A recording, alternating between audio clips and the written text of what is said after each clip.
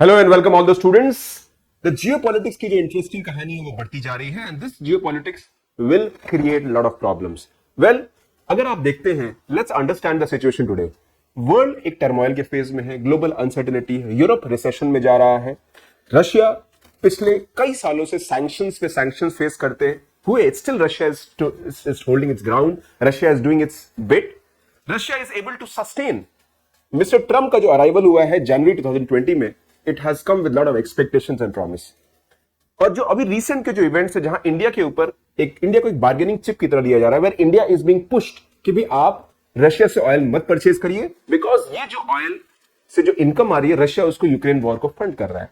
Well, कुछ समय पहले यही मिस्टर ट्रंप ही was saying to the Ukraine president कि भी आप वॉर को एंड करो, and he did not agreed. Mister Trump is clear that he has to end this war, और इस वॉर को एंड करने के लिए he will use the primary approach, यानी यूक्रेन रशिया को प्रेशर करेंगे, और the secondary approach where he'll put tariff जो कंट्रीज रशिया से ट्रेड कर रही है, for example China and India. China के ऊपर 30% टैरिफ है, इंडिया के ऊपर 50% टैरिफ लग गया है, एंड नेक्स्ट 21 डेज में the tariff will create mechanism, यानी नेक्स्ट 21 डेज एक डील को ट्रेड ऑफ को साइन करने का अप्रोच है, where if India agrees to that approach then ये शायद टैरिफ ना लगे। But will India give in? The answer is no. India will secure strategic interest, because US का जो ट्रेड का जो रोल है लिमिटेड है। यूएस का जो ओवरऑल ट्रेड है इंडिया के से, even though US is the largest trading partner, it is 2% of India's GDP. However, अगर आप देखते हैं, अगर ऑयल प्राइसेस बढ़ते हैं तो हमारी इकोनॉमी में हेविली इन्फ्लेशन इंपैक्ट होगा, ऑयल सप्लाई इंपैक्ट होगा, और ओवरऑल इकोनॉमी इंपैक्ट होगी, ग्रोथ इंपैक्ट होगा। वेल, जीडीपी ग्रोथ यूएस के टैरिफ वॉर से इतना नहीं होगा जितना हम रशिया से ऑयल नहीं परचेज करते हैं तो होगा। Well, again it is something that India will have to look at, because Russia से इंडिया सिर्फ 35% ऑयल परचेज कर रहा है, रिमेनिंग 65% वो दूसरे सोर्सेज से हो रहा है। India can definitely diversify and purchase oil from other sources, लेकिन क्या इंडिया दूसरे सोर्सेज से ऑयल परचेज करना चाहेगा? The answer is no. In fact जितना मिस्टर ट्रंप और इनकी जो टैरिफ पॉलिसीज है या जो भी है, इससे India and Russia might come closer, और the significance of that mister Putin had already said कि हम इंडिया विजिट करेंगे ना। इसमें हमारे Ajit Doval, the national security adviser, एक संकट मोचक की तरह ही विजिटेड रशिया, और मिस्टर पुतिन इनसे मिले हैं। Can you believe that?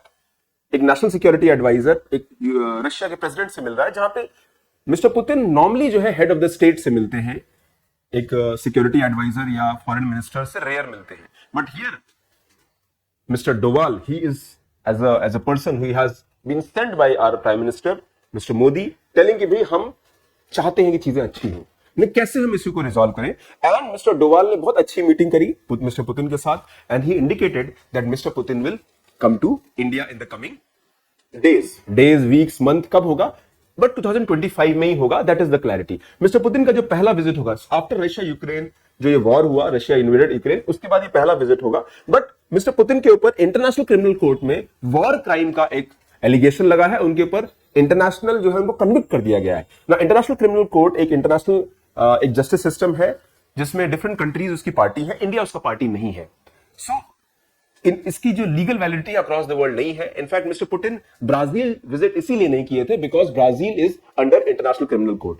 सो इनको एक वॉर क्राइम इनके ऊपर लगाया गया है 2023 में, एंड इनकी मूवमेंट रिस्ट्रिक्टेड है। दैट मींस मिस्टर पुतिन अगर किसी और कंट्री में जाते हैं तो ये प्रॉब्लम क्रिएट होगी।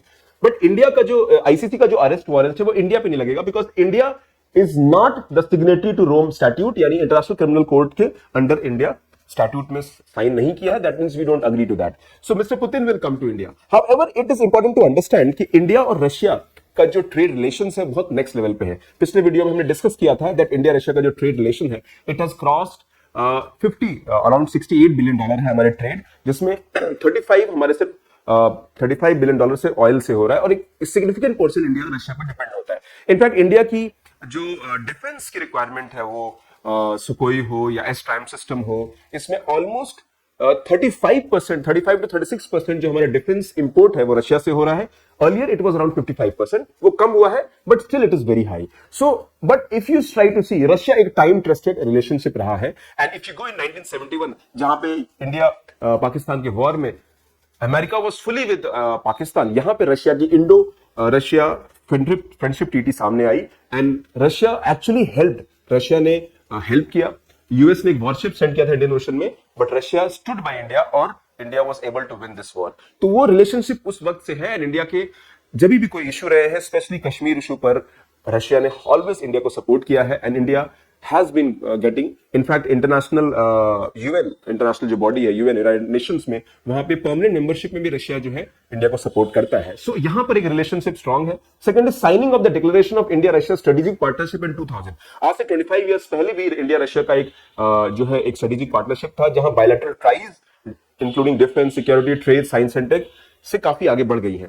आज भी रशिया इंडिया का रिलेशन बहुत स्ट्रांग है। However in the last 10-15 years हमने जरूर देखा कि इंडिया की रिलेशनशिप यूएसए और यूरोपियन नेशन से बढ़े हैं। India is able to do that. In fact India anti China approach में क्वाड का मेंबर बना, but in the current scenario वो सारी चीजें हम भूल चुके हैं, and things are different. Geopolitics में कोई भी परमानेंट फ्रेंड नहीं होता है, परमानेंट सिचुएशंस भी नहीं होती हैं। ये एक relationship based on mutual reciprocal या म्यूचुअल इंटरेस्ट पे रहता है। So even though the relationship might look कि भी बहुत अच्छा है, but time might change that. So अभी की रिलेशनशिप में रशिया के साथ इंडिया का एक बहुत टाइम टेस्टेड पार्टनरशिप का एक अप्रोच दिख रहा है। Trade and economic ties have gained momentum surpassing the earlier 2025 target, यानी 25 का जो टारगेट था 30 बिलियन का, ऑलरेडी हमने उसको सरपास कर दिया है, and we are already crossing कि 50% हमारे इन बायलैटरल इन्वेस्टमेंट हो। So this is the whole reality of India and Russia.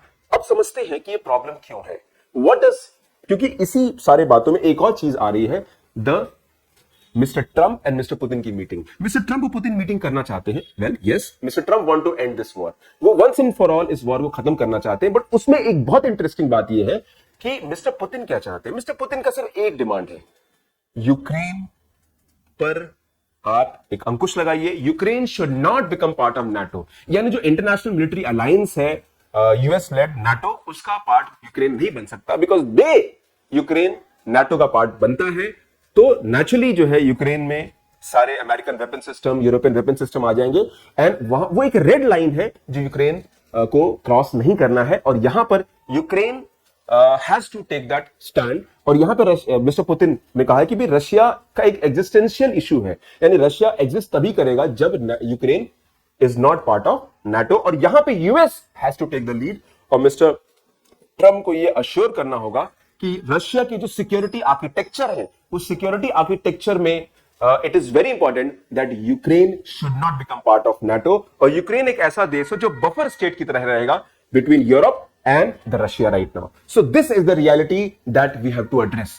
अब रशिया गिवन कर सकता है, answer is yes as well as no. Russia का बहुत सिंपल अप्रोच है दैट बहुत सारे यूक्रेन के एरियाज में जहां पे रशियन एथनिक लोग रहते हैं, वहां पर उनका एक स्ट्रॉन्ग इंटरेस्ट है, और वहां पर एथनिक रशियंस के इंटरेस्ट को सपोर्ट करना रशिया चाहता है। At the same time Ukraine was part of USSR and it should never become part of NATO.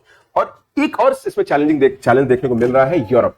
Europe एक बहुत ही स्ट्रॉन्ग चैलेंज से जा रहा है। Europe is going through recession, और यूरोप की जो सिक्योरिटी है, energy security, that has been mainly secured by cheap oil and cheap gas from Russia. और जब से ये वॉर स्टार्ट हुआ है, वो चीप ऑयल, चीप गैस नहीं मिल रहा है।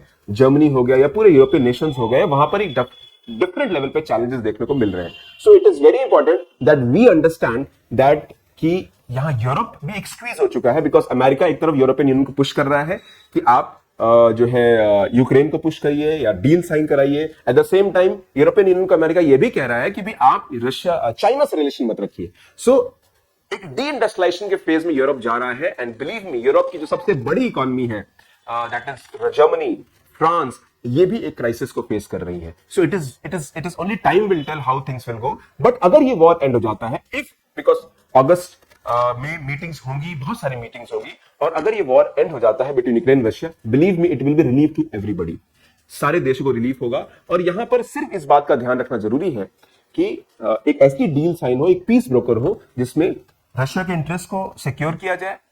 यस, रशिया ने बहुत सारे एरियाज को, क्रीमिया पेनिनसुला को उसने एक्वायर कर लिया था 2014 में। It has also acquired many areas जहां पे रशियन एथनिक ग्रुप ज्यादा रहते हैं।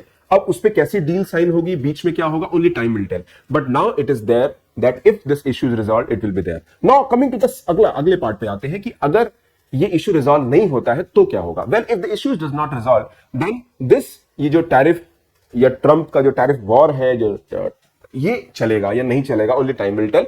Yes, right now India and US एक ट्रेड डील को नेगोशिएट कर रहे हैं, और उस ट्रेड डील को नेगोशिएशन में इंडिया वांट्स कि यूएस के साथ हमारी स्ट्रॉन्ग ट्रेड डील हो, बट यहां पर ये जो टैरिफ जो अप्रोच है दैट इज एक बीच में रोड ब्लॉक की तरह है. Again coming to our own domestic interest, हमारे नेशनल इंटरेस्ट क्या कहते हैं? Well, India should not give in. Well, America को यह बात समझनी होगी कि इंडिया अब वो इंडिया नहीं है जो 1971 में जब हमने गिवन नहीं किया, 1965 में जब गिवन नहीं किया, तो आज का जो भारत है वो अलग भारत है. Today's India is a strong nation, एक आत्मनिर्भर देश है. We are moving towards Amritkaal. और हमारे प्राइम मिनिस्टर ने बहुत साफ साफ कहा है कि भी हमारे जो स्ट्रेटेजिक इंटरेस्ट है, हमारे जो फार्मर्स के इंटरेस्ट है, हमारे डेयरी सेक्टर के जो इंटरेस्ट है, बिकॉज अमेरिका वांट्स कि ट्रेड डील में India should open the market, यानी इंडिया का मार्केट एक्सेस यूएसए को मिले, और यूएसए के जो प्रोडक्ट्स है वो इंडिया में आए, वो कॉर्न प्रोडक्ट्स हैं या उनके जेनेटिक जो फूड आइटम्स हैं या फिर उनके डेयरी सेक्टर में एक्सेस हो. India has said no no no, आप कैटेगरिकली इस एरिया में नहीं आ सकते हैं. Agriculture, dairy, poultry is complete no for USA, because यहां पर ये सेक्टर्स अमेरिका से कॉम्पीट नहीं कर सकते हैं. And it is very important that हम अपने फार्मर्स, अपने डेयरी सेक्टर को, इंटरेस्ट को सिक्योर करें.